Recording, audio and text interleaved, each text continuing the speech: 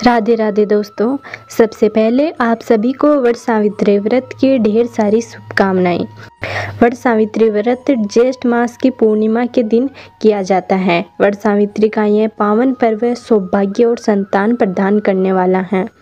इस व्रत को रखने वाली सुहागिन महिलाओं का सुहाग अमर रहता है और पति पर आया हुआ संकट टल जाता है।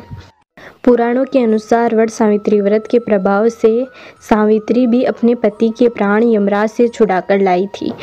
तभी से वट सावित्री व्रत शुरू हुआ। वट वृक्ष दीर्घायु और अमरत्व का प्रतीक है। इसकी जड़ में ब्रह्मा जी, तने में भगवान विष्णु तथा डालियों तथा पत्तों में भगवान शिव का वास होता है। इसलिए सुहागिन स्त्रियां वट वृक्ष की पूजा करके अपने सुहाग की दीर्घायु की कामना करती हैं तथा पूजा करते हुए वट वृक्ष के चारों ओर कच्चा सूत बांधते हुए परिक्रमा करती हैं।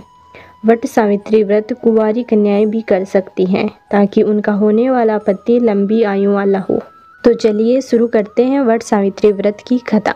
पौराणिक कथा के अनुसार प्राचीन समय में मद्र देश में एक बड़ा ही पराक्रमी सत्यवादी अश्वपति नाम का राजा राज्य करता था। उसकी कोई संतान नहीं थी। उन्होंने संतान प्राप्ति के लिए यज्ञ का अनुष्ठान किया और मंत्रोच्चारण के साथ 1 लाख आहुतियाँ दी। 18 वर्षों तक इसी प्रकार यज्ञ चलता रहा। तब देवी सावित्री ने प्रसन्न होकर राजा को दर्शन दिए और कहा, मैं तुम्हारी भक्ति से बहुत प्रसन्न हूँ। मैं तुम्हें वरदान देती हूँ कि तुम्हें एक तेजस्वी कन्या की प्राप्ति होगी। इतना कहकर देवी सावित्री अंतर्ध्यान हो गई और कुछ ही समय बाद राजा अश्वपति की पत्नी गर्भवती हुई और उन्होंने एक दिव्य कन्या को जन्म दिया। माँ सावित्री देवी के वरदान से पैदा होने के कारण राजा ने अपनी पुत्री का नाम सावित्री रखा। धीरे धीरे वह कन्या बड़ी हो गई। बड़ी होने पर कन्या देवी सावित्री के समान ही बहुत ही सुंदर और तेजस्वी हुई। अब राजा ने सावित्री के लिए योग्य वर तलाशना शुरू कर दिया, लेकिन राजा को सावित्री के लिए कोई भी योग्य वर नहीं मिला, जिसके कारण राजा बहुत दुखी थे। जब सावित्री ने अपने पिता को दुखी देखा तो दुखी होने का कारण पूछा। तब राजा ने सावित्री को सारी बात बता दी और कहा कि अब तुम ही अपने लिए कोई योग्य वर ढूंढो, और सावित्री को योग्य वर तलाशने के लिए भेज दिया। सावित्री तपोवन में भटकने लगी। वहाँ साल्लव देश के राजा धुमतसेन रहते थे, क्योंकि उनका राज्य किसी ने छीन लिया था। धुमतसेन के पुत्र सत्यवान को देखकर सावित्री ने उन्हें अपने पति के रूप में चुन लिया। महर्षि नारद को जब यह बात पता चली तो वह राजा अश्वपति के पास पहुंचे और कहा कि हे राजन, यह क्या कर रहे हैं आप?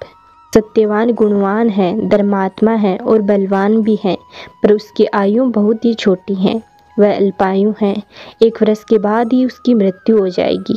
महर्षि नारद की बात सुनकर राजा अश्वपति बहुत ही चिंता में डूब गए। सावित्री ने उनसे कारण पूछा तो राजा ने कहा, पुत्री, तुमने जिस राजकुमार को अपने लिए वर के रूप में चुना है वह अल्पायु है।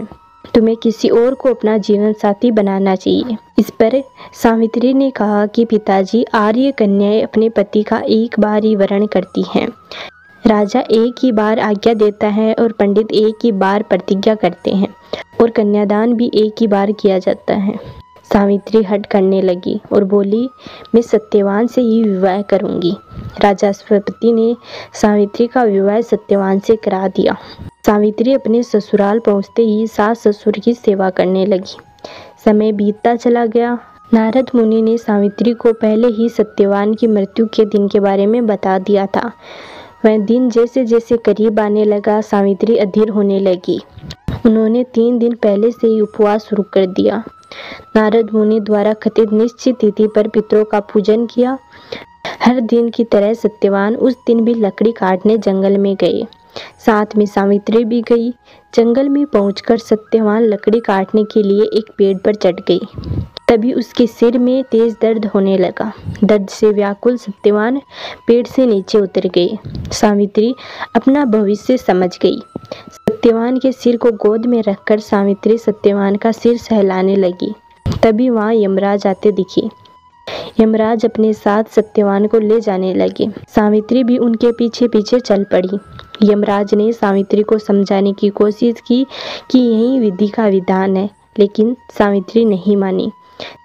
सावित्री की निष्ठा और पतिपरायणता को देखकर यमराज ने सावित्री से कहा कि हे देवी, तुम धन्य हो, तुम मुझसे कोई भी वरदान मांगो। सावित्री ने कहा कि मेरे सास ससुर वनवासी हैं और अंधे हैं, उन्हें आप दिव्य ज्योति प्रदान करें। यमराज ने कहा, ऐसा ही होगा, जाओ अब लौट जाओ। लेकिन सावित्री अपने पति सत्यवान के पीछे पीछे चलती रही। यमराज ने कहा, देवी तुम वापस जाओ। सावित्री ने कहा, भगवान, मुझे अपने पति देव के पीछे पीछे चलने में कोई परेशानी नहीं है, पति के पीछे पीछे चलना मेरा कर्तव्य है। यह सुनकर उन्होंने फिर से उसे एक वर मांगने के लिए कहा। सावित्री बोली, हमारे सास ससुर का राज्य छीन गया है, उन्हें वापस दिला दे।